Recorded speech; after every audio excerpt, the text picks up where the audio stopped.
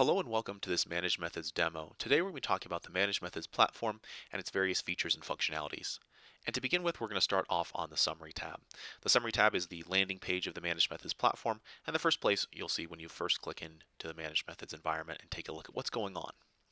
To begin with here, one thing you may notice here is a lot of the information here is looking at the last 24 hours. That is an adjustable time frame filter found all the way in the top right hand corner and can be adjusted all the way out to 3 months there. And to begin with here, you're going to see a number of tiles across the Summary tab. Each of these tiles is going to correspond to one of the tabs across the top of the screen. And to begin with here, we have the Risk tile.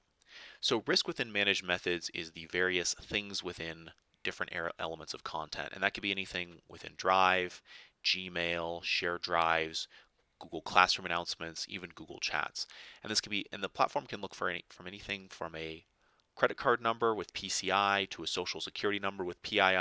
The platform also has the ability to look for indications of potential self-harm with a self-harm machine learning model and a phrase-based model as well too. The platform can also look for images as well, whether those be adult images or violent images. And there's a lot of flexibility with those different risk scans here. So when you're looking at this risk tile here, you're going to see first off some of the more recent risk scans here within the last 24 hours, and then some numbers here indicating how many of those risks are out there in the first place. You'll notice here that there's some blue text that's going to be clickable, and if you were to click on that information there, it would take you directly over to the Risks tab there where you could investigate that specific information a bit further. It will also give here a breakdown of where those risks are located. Are they within emails? Are they within email attachments? Are they within drive files, shared drive files, etc.? In this case here, we're just seeing some things within emails, email message bodies, and then some things here within drive files themselves. The next tile over here is going to be the Apps tile, and this is going to be corresponding to the Apps tab. To begin with here, you're going to see some rating scales here and some further information. And what Managed Methods is looking for on the app side of things is anything and everything that your end users have authorized with an OAuth token. So this could be anything from a Chrome extension to something they downloaded on their phone, to even something that they authorize on a school issue device, or even just a website. As long as they're using their school issue credentials and signing into something, that's something that the Managed Methods platform is going to be picking up there. So apps tend to be very broad in what the platform looks at, and it tends to pick up on a lot of different things there. So it does a really good job of keeping a close eye on those things. And of course, there's a lot of those single sign-on buttons for different websites and things, and it's very easy for someone to click on that and authorize permissions without even really thinking about it twice. This rating scale here I mentioned a little bit earlier. This is something we'll dive into a little bit further, but it's based on a number of different factors here and can be helpful to give some indications of some of the applications that might have a little bit more powerful permissions into the environment, as well as ones where you might want to keep a closer eye on what they are. They may have admin level permissions, write permissions, things of that nature there. But further down, we're going to go ahead and pull out some applications that specifically have high-level access into some of the core elements of the Google Workspace environment, whether that be applications that have access into email, into Drive, into the user profiles and roles or groups and OUs. These can all be important areas to look at, but I would say probably the one we see most of the concerning applications pop up in would definitely be the view and manage emails. This is where there's a lot of applications out there that want access into people's inboxes, whether it's a shopping application that wants to be able to view someone's emails, messages, or whether it's an application that's a third-party email client where it has full access in someone's inbox and they're actually using that third-party email client to send emails to the outside, so it has full access into their inbox. Those are things you definitely want to keep a very close eye on. Make sure those applications do make sense in your environment, because there's a lot of times, unfortunately, where we do see some concerning applications appear in any of these categories, but especially on the email side of things. Further over here, we're going to have the Gmail summary. This is where we're going to be looking first off at outgoing, incoming emails. Pretty straightforward there, just giving you some high-level information on those emails. Further down here, some popular external domains. So these are the two most popular external domains in this particular environment. Every environment's a little bit different, but not uncommon to see something like google.com as one of the top ones, especially if you maybe have someone running a lot of forums or things going on that way. Further down here, you're going to see risk, which is going to tie back to the risk section here before, and then also phishing and malware. So over on the phishing side of things, this is where we're going to be using two different services to look for potential phishing emails. Now, Managed Methods is an API-based platform, so as emails come in, if something manages to slip through, get into someone's inbox, that's where the platform can step in and certainly take action, or certainly just alert you about what's going on there. So we use both Google Web Risk API as well as Phishtank to look for those potential phishing emails as they come into the domain there.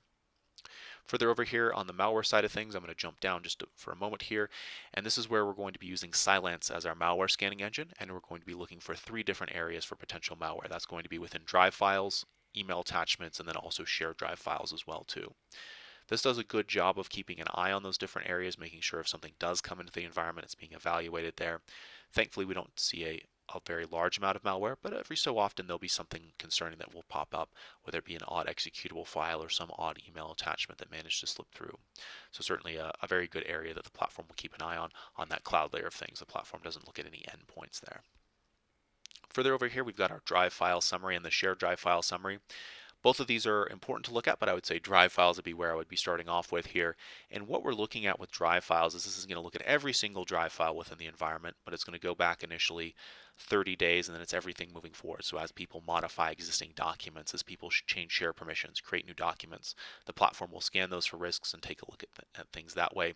But you can also dive through the drive files as well too to look for something as simple as, okay, what are my outgoing files? Do the files that people are sharing to the outside make sense? Unfortunately, a lot of times we see people share files in ways that may not make a whole lot of sense, whether it be something that contains very sensitive information, say individualized education plans, information around student grades, where it's being shared with global link shares, where anyone who has the link to that file would potentially have access. And that can be extremely concerning. Some student transcripts have social security numbers on them or other additional sensitive information just apart from the grades themselves and the student's name. So it certainly can be really good to dive through those outgoing files, make sure that those are ones that make sense to be shared to the outside. There can also be cases where someone will just decide to share a sensitive document to their personal Gmail account for some reason. We've seen things like entire password documents where it's got the staff member's social security number, maybe the staff member's child's social security numbers, all their sensitive information just on a single document, and they shared that to their personal email account. So these can be really good to keep a close eye on, especially when it comes to Drive files, because there's a lot of things that people will put within Drive, so this can definitely help sort through those things, allow you to quickly find some of those concerning files that may not make sense to be within the environment or make sense to be shared in certain ways. Certainly there are valid reasons for sharing documents in different ways, but unfortunately sometimes we do see people share documents incorrectly there. And it'll be a similar story there over on shared drives. Thankfully, we don't tend to see as many of those shared drives files pop up with concerning shares, but every so often that can happen as well too, where it might be worth diving into it further and making sure that those shared drive files are also being shared to the correct people, or that the correct people have access to the files there.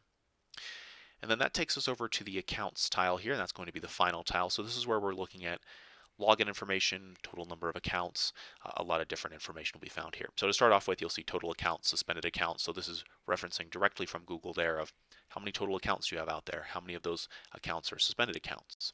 And then further over here is the login information itself. Again, here we're looking with login information in a 24-hour time frame, and you're going to see a lot of different pins on this map here. So by default, the United States is going to be considered an approved country, and the rest of the world will be considered unapproved. So you're going to see gold and green pins here within the United States, and then red and gray pins here outside the United States. When looking at the pins, gold pins, generally speaking, are going to indicate that there was some kind of suspicious login from within the United States. Green pins there indicating they were successful logins within the United States. So logins that were completely fine, no issues with those logins. When we look at outside the US here, red pins here, suspicious logins from outside the US. Those gray login pins there, successful logins from outside the US. Now this is where it's important to potentially filter this map as well too, because by default the map is showing all login events. So this also can include login failures and things of that nature here as well too. So if we come up here to the sign in events filter, you can also apply multiple filters at the same time, but I'm going to go ahead and select a couple filters here. So now we can see that the information really hasn't changed all that much, but we now are looking at just those successful logins or those suspicious successful logins there. So where people actually got into the environment here directly. So this map can do a great job of giving you some quick indication of where people are logging in from. Definitely good to keep a close eye on things. We also do have policies that will assist with that process as well too. Unfortunately, sometimes we do see cases where people though do log in from outside the US, whether it's them using a VPN to try to mask their true location there, or whether their account has been compromised. That certainly can happen. Thankfully, it doesn't happen too often, but every so often there can be a compromised account too. Definitely not something you want to have happen there. So this can help you keep an eye on things, make sure if there are logins from places that you don't recognize or know, you can click into those and dive into that information directly to see what's going on that way. So that concludes the summary tab there.